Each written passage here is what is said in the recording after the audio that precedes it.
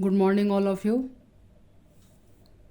हिंदी व्याकरण से संबंधित आज ये दूसरा वीडियो है।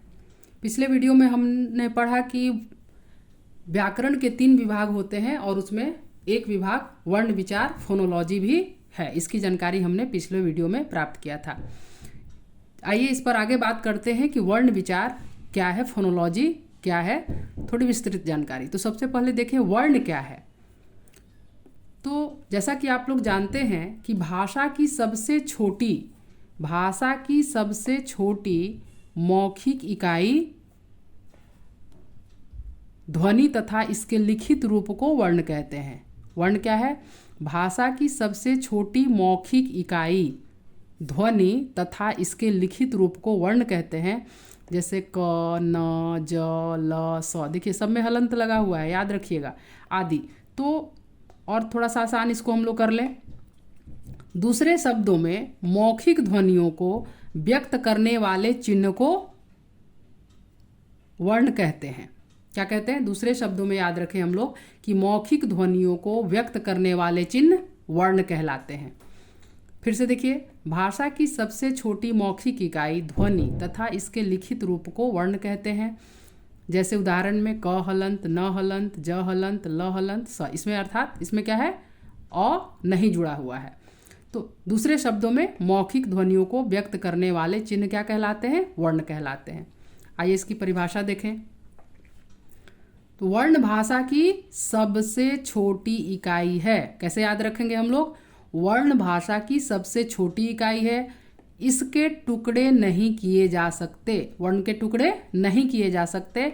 जैसे अ, ई, उ, ज, म, प आदि, इन सभी चीज़ों के टुकड़े नहीं किए जा सकते। देखिए यहाँ पे हलंत लगा हुआ है। ज में हलंत है, म में हलंत है, प में हलंत है। तो हलंत का मतलब क्या हुआ कि इसमें अ नहीं है। अब इसको आप नहीं तोड़ सकते हैं। अगर पूरा प लिखा हुआ होता ऐसे तो ये प जोड़ अ होता, और यहाँ पर क्या है? ये लगा हुआ है, अर्थात ये अब नहीं टूट सकता। तो यहाँ पर इसका हलंत का मतलब ये होता है, ध्यान में रखिएगा। अब आइए वर्णमाला। वर्णमाला क्या है? वर्णों के व्यवस्थित समूह को वर्णमाला कहते हैं। क्या है? वर्णों के व्यवस्थित समूह को हम लोग वर्णमाला कहते हैं। जैसे अ से लेकर ह तक। हिंदी वर्णमाला में कितने वर्ण हैं? याद रखिएगा, हिंदी वर्णमाला में 48 वर्ण है, 48 वर्ण है। अब देखिए वर्ण के भेद पर हम लोग जरा नजर डालें तो उच्चारण और प्रयोग के आधार पर हिंदी वर्णमाला के वर्णों को 2 वर्गों में बांटा गया है। कितने वर्गों में बांटा गया है? 2 वर्गों में बांटा गया है। पहला स्वर, जिसको हम लोग वॉवेल्स कहते हैं, और व्यंजन कॉन्सोनेंट्स। आइए देखिए स्वर की बात करें। स्वर वर्ण क्या है?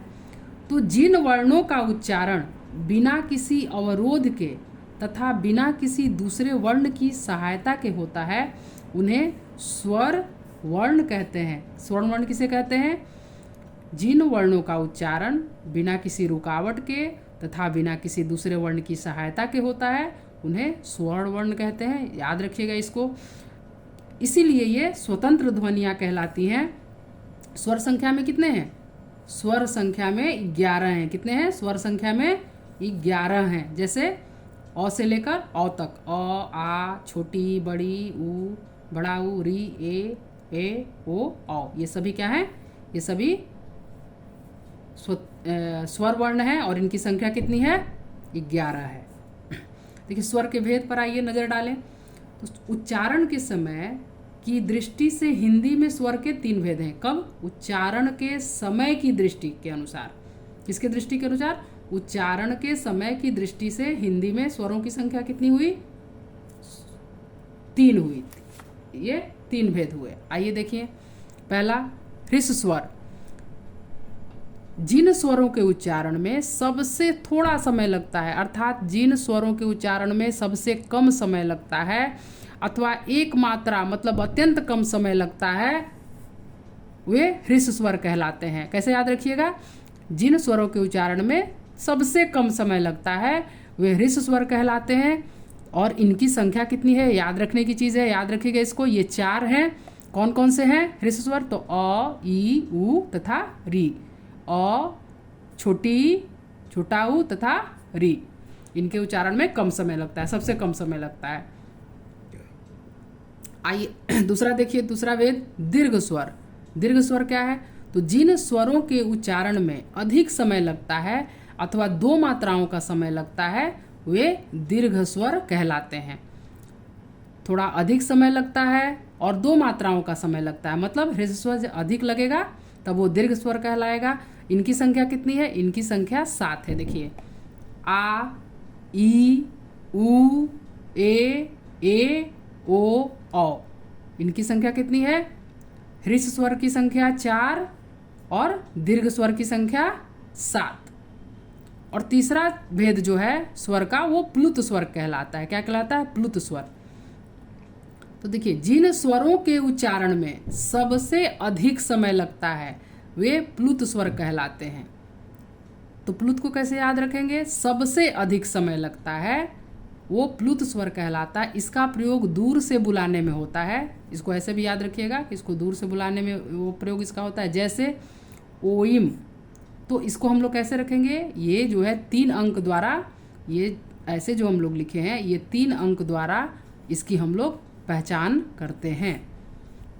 उदाहरण याद रखिएगा, कभी ये इम्पॉर्टेंट है।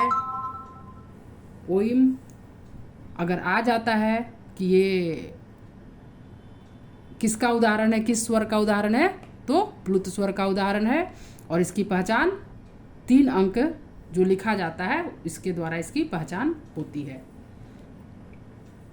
अब आइए व्यंजन। स्वर की तो बात हम लोग कर लिए, व्यंजन की बात करते हैं, कॉन्सोनेंट्स की। व्यंजन क्या है? तो जिन वर्णों का उच्चारण करते समय मुख से निकलने वाली वायु में रुकावट पड़ती है उन्हें व्यंजन कहते हैं। किसको व्यंजन वर्ण कहते हैं? जिन वर्णों का उच्चारण करते समय हमारे मुख से निकलने वाली वायु में थोड़ी बाधा पहुंचती है, रुकावट पड़ती है, उसे हम लोग व्यंजन कहते हैं। तो व्यंजनों के स्पष्ट उच्चारण में स्वरों की सहायता लेनी पड़ती है। याद रखिएगा, स्वर में हम लोग किसी की सहायता नहीं लेते हैं, लेकिन व्यंजन में सहायता ली जाती है। किसकी ली जाती है? व्यंजनों के स्पष्ट उच्चारण में स्वरों की सहायता ली जाती है। व्यंजन में स्वर वर्ण की सहायता हम लोग लेते हैं। तो वर्णमाला में इनकी संख्या कितनी है? याद रखिएगा, वर्णमाला में इनकी संख्या 33 है। कितनी है? 33। आइए व्यंजन के भेद की बात करें। तो व्यंजन के भेद में व्यंजन के 3 भेद हैं। कौन कौन से हैं? स्पर्श व्यंजन, जिसको आप म्यूट कॉन्सोनेंट्स कहते हैं। आइए देखिए स्पर्श व्यंजन क्या है। जिन व्यंजनों का उच्चारण करते समय जीभ मुंह के विभिन्न स्थानों का स्पर्श करती है उन्हें स्पर्श व्यंजन कहा जाता है। और इनकी संख्या कितनी है? इनकी संख्या स्पर्श व्यंजन की संख्या कितनी है? स्पर्श व्यंजन की संख्या 25 है। इन्हें 5 वर्गों में बांटा गया है। कितने वर्गों में? इन्हें 5 वर्गों में बांटा गया है। प्रत्येक वर्ग का नाम उसके पहले वर्ण के अनुसार रखा गया है।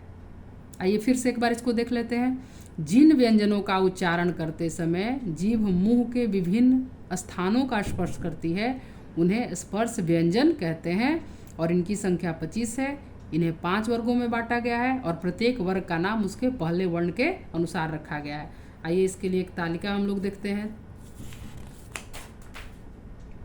देखिए पहले क्रम लिखा हुआ है, फिर वर्ग लिखा हुआ है, व्यंजन लिखा हुआ है और उच्चारण स्थान भी लिखा हुआ है। इसको ध्यान से पढ़कर और याद कर लीजिएगा।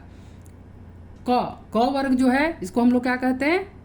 क वर्ग में क्या क्या आता है? क वर्ग क, ख, ग, घ, अंग और इसका उच्चारण स्थान क्या है? इसका उच्चारण स्थान तालु है। दूसरे क्रम में च, छ, ज, झ जो आप लोग बोलते हैं तो इसको हम लोग च वर्ग पढ़ते हैं। च वर्ग कहलाता है ये। च, छ, ज, झ यह इसका उच्चारण क्या है? च वर्ग का उच्चारण स्थान तालु। तीसरा ट वर्ग ट, ठ, ड, ढ, ण इसका उच्चारण स्थान मूर्धा। चौथा है तवर्ग त, थ, द, ध, न इसका उच्चारण स्थान दंत। पांचवा है प वर्ग प, फ, भ, भ, म इसका उच्चारण स्थान ओष्ठ। तो कवर्ग का उच्चारण स्थान क्या है? कंठ। च वर्ग का तालु, ट वर्ग का मूर्धा, त वर्ग का दंत, प वर्ग का ओष्ठ। इसको याद रखिएगा, यहाँ से प्रश्न बनते हैं। दूसरा भेद जो है वो अंतस्थ व्यंजन क्या है, किसका है, अंतस्थ व्यंजन, जिसको आप सेमी वोवेल्स कहते हैं। आइए देखें क्या है ये। जिन व्यंजनों का उच्चारण करते समय जीभ मुंह के किसी भाग का पूरी तरह स्पर्श नहीं करती, क्या करती है, पूरी तरह स्पर्श नहीं करती, उन्हें अंतस्थ व्यंजन कहते हैं। ये संख्या में कितने हैं, ये संख्या में 4 हैं। कितने हैं, ये भी संख्या में 4 हैं। कौन कौन से, तो य, र, ल, व। अंतस्थ व्यंजन का उदाहरण क्या हो गया, य, र, ल, व। याद रखिएगा इसको। ऊष्म व्यंजन, तीसरा भेद जो है वो ऊष्म व्यंजन है। अब देखिए ऊष्म व्यंजन क्या है, तो इनका उच्चारण करते समय हवा के तेज गति से मुंह से रगड़ खाने के कारण उष्मा, गर्मी सी पैदा होती है, इसलिए इन्हें ऊष्म व्यंजन कहते हैं। अर्थात ऊष्म व्यंजन का उच्चारण करते समय हमारे मुंह में घर्षण होता है, और घर्षण से क्या होता है, गर्मी निकलती है। इसको इस तरह से याद रखेंगे, घर्षण से गर्मी निकलती है, तो इसीलिए इन्हें ऊष्म व्यंजन कहते हैं। ये भी संख्या में कितने हैं, ये भी संख्या में 4 हैं। कौन कौन से, तलाबी श, मूर्धन्य श, दांती श, ह। कौन कौन से, तलाबी श, मूर्धन्य श, दांती श, ह, मतलब तीनों स और ह ये ऊष्म व्यंजन के उदाहरण है। तीनों स और ह किस में आते हैं, ऊष्म व्यंजन में आएंगे, ऐसे इसको याद रखिएगा। अब व्यंजन वर्ण का दूसरा भेद करने का जो आधार है वह श्वास वायु के आधार पर है। श्वास वायु के आधार पर भी व्यंजन का भेद किया जाता है, और ये श्वास वायु के आधार पर व्यंजन के कितने भेद हैं, तो श्वास वायु के आधार पर व्यंजन के 2 भेद हैं। उसमें पहला कौन सा है, पहला है अल्प प्राण। पहला क्या है, अल्प प्राण। देखिए, जिन वर्णों के उच्चारण में श्वास वायु कम मात्रा में बाहर निकलती है उन्हें अल्प प्राण कहते हैं। फिर से देखिए, अल्प प्राण किसे कहते हैं, जिन वर्णों के उच्चारण में श्वास वायु कम मात्रा में बाहर निकलती है। अल्प प्राण में क्या होता है, अल्प प्राण में श्वास वायु कम मात्रा में बाहर निकलती है, उन्हें अल्प प्राण कहते हैं। जैसे प्रत्येक वर्ण के पहले, याद रखिएगा, प्रत्येक वर्ण के पहले अर्थात क, च, ट, त, प, और तीसरे जैसे ग, ज, ड, द, ब, 5वें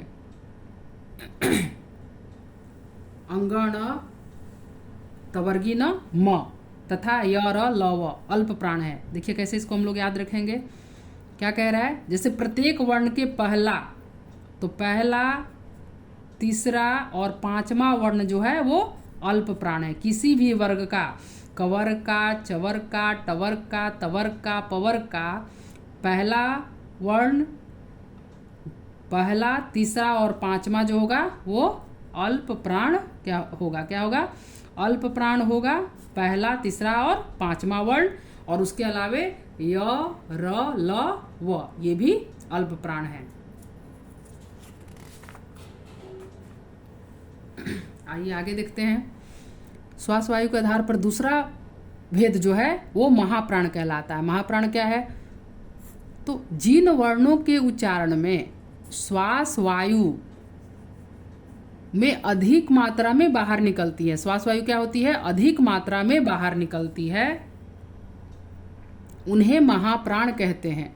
जिन वर्णों के उच्चारण में श्वास वायु अधिक मात्रा में बाहर निकलती है उन्हें महाप्राण कहते हैं। जैसे देखिए, प्रत्येक वर्ण के, ध्यान से देखिएगा, प्रत्येक वर्ण के दूसरे, जैसे ख, छ, ठ, थ, फ,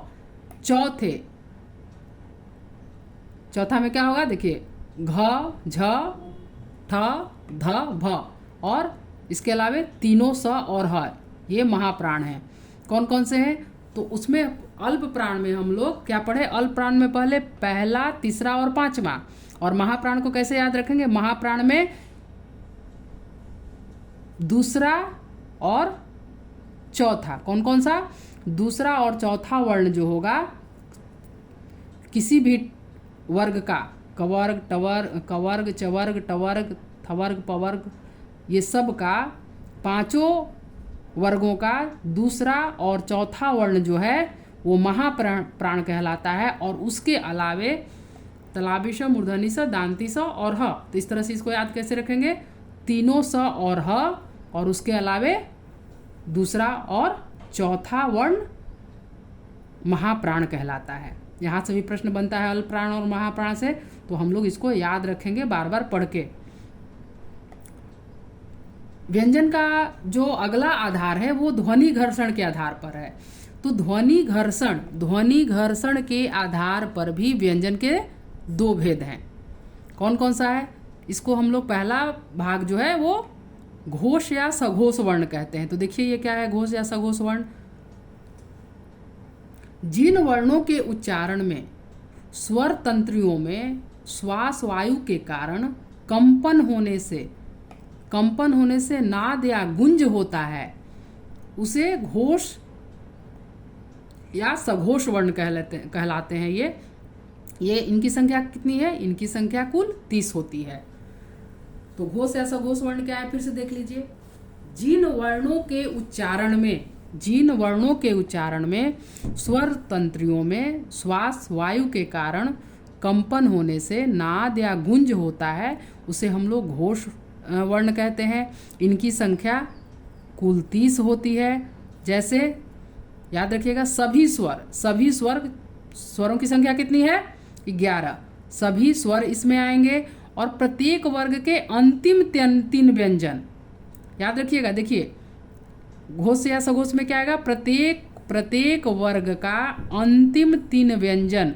जैसे देखिए क ख ग में ग घ अंग, उसी तरह से च छ ज में ज झ इय, ट ठ ड में ड ढ अण, त थ द ध में द ध न, प फ ब भ में ब भ म। इस तरह से कितने हो गए? पांचों वर्गों का 3 अंतिम 3 15। तो पूरे स्वर्ण मतलब 11 और पांचों का अंतिम तीनों वर्ण 5 3 15, तो 15 ये हो गया।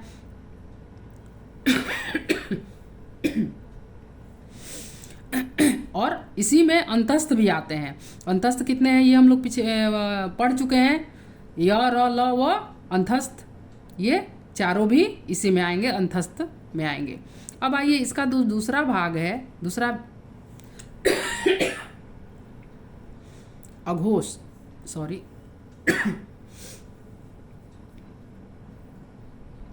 देखिए अघोष वर्ण किसे कहते हैं? जिन वर्णों के उच्चारण में स्वर तंत्रियों में श्वास वायु से कंपन नहीं होती, ध्यान दीजिएगा, जिन वर्णों के उच्चारण में श्वास वायु से कंपन नहीं होती उन्हें अघोष कहते हैं, अघोष वर्ण कहते हैं। क्या इसमें क्या नहीं होता? श्वास वायु से कंपन नहीं होती है। उदाहरण में क्या होगा? पहला उदाहरण देखिए क, प्रत्येक वर्ण के प्रथम 2 वर्ण क ख च छ ट ठ त थ प फ, अर्थात पहला दोनों तो कितनी संख्या हो गई? 10। और उष्म में तलाबी स, मूर्धनी स, दांती स, ये 3। इस तरह से अघोष वर्ण की संख्या कुल कितनी हो गई? 13। आइए अब व्यंजन वर्ण के भागों में कुछ और भी व्यंजन शामिल है जिनको हम लोग अन्य व्यंजन के नाम से जानते हैं। तो देखिए उपरोक्त के अतिरिक्त कुछ व्यंजन और हैं, इनकी चर्चा भी हम लोग कर लेते हैं। इसमें है संयुक्त व्यंजन। आइए देखिए संयुक्त व्यंजन किसे कहते हैं?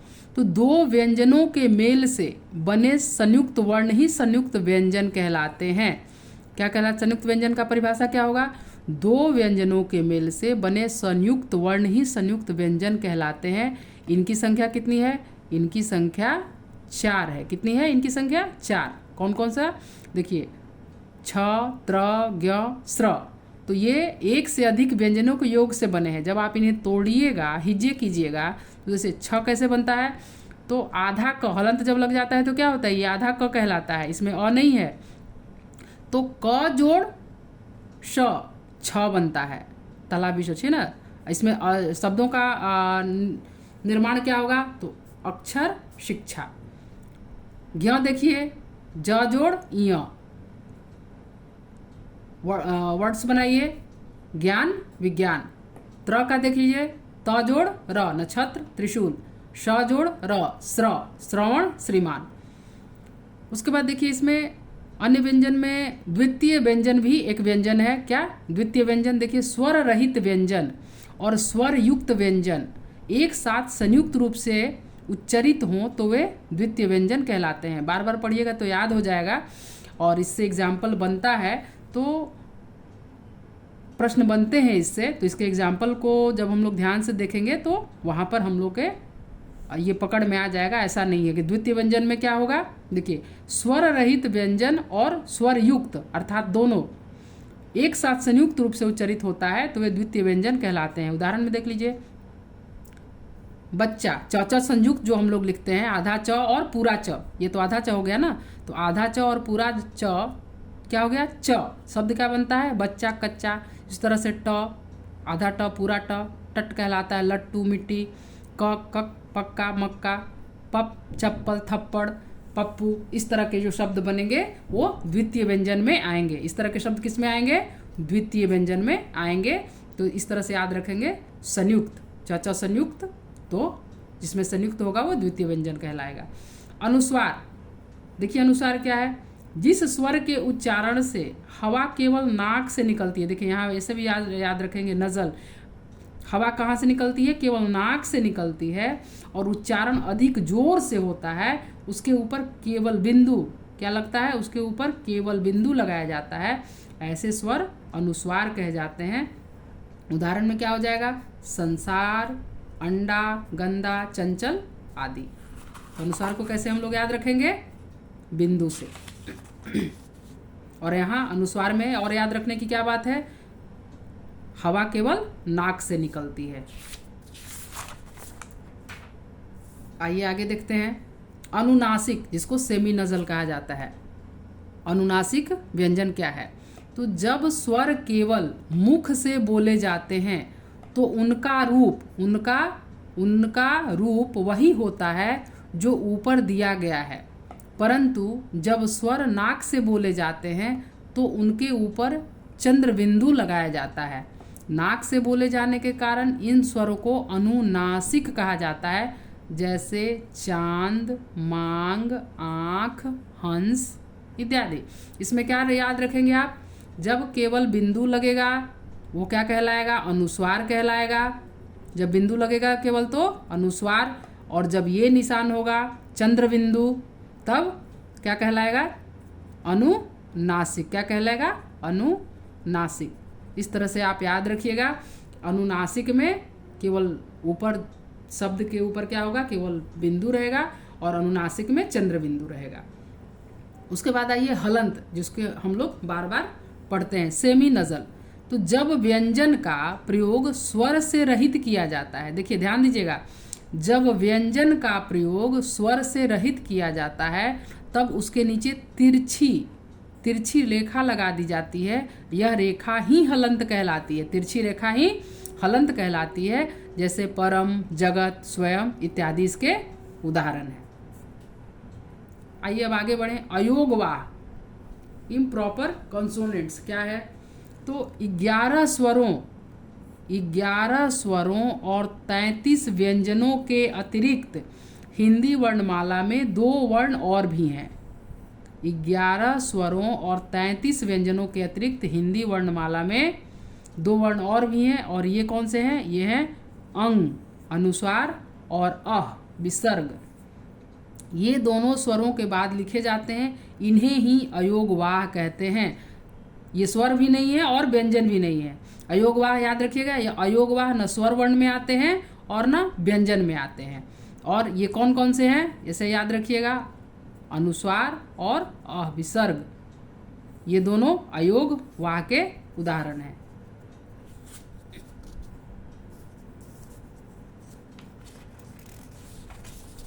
आइए आगे बढ़ते हैं,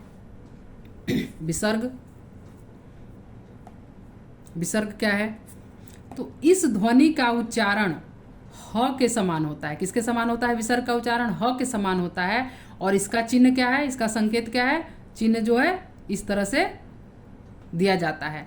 हिंदी में प्रचलित केवल संस्कृत शब्दों के साथ ही इस ध्वनि का प्रयोग होता है, जैसे अतः,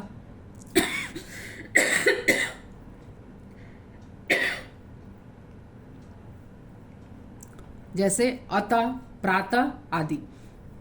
तो विसर्ग क्या है, इस ध्वनि का उच्चारण ह के समान होता है। इसका चिन्ह याद रखिएगा इस तरह से होता है। और हिंदी में प्रचलित केवल संस्कृत शब्दों के साथ ही इस ध्वनि का प्रयोग होता है, जैसे अतः, प्रातः आदि। तो आज के इस वीडियो में इतना ही। बार बार पढ़िएगा। आप लोग कंपटीशन की तैयारी करते हैं, अदर्स कंपटीशन की, उसके लिए भी ये वीडियो है। और डीएलएड बीएड सबके लिए है, बिहार बोर्ड के लिए भी है।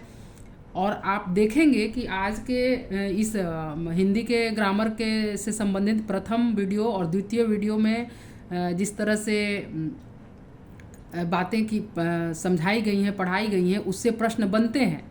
निश्चित तौर पे प्रश्न इससे बनते हैं। तो ध्यान से बार बार पढ़िएगा। और आप सभी से एक रिक्वेस्ट है कि व्यूज़ तो काफ़ी है, बहुत सारे लोग आप लोग देख रहे हैं, इसके लिए बहुत बहुत धन्यवाद।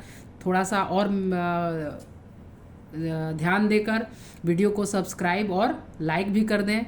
बहुत बहुत आप सभी को धन्यवाद। नमस्कार।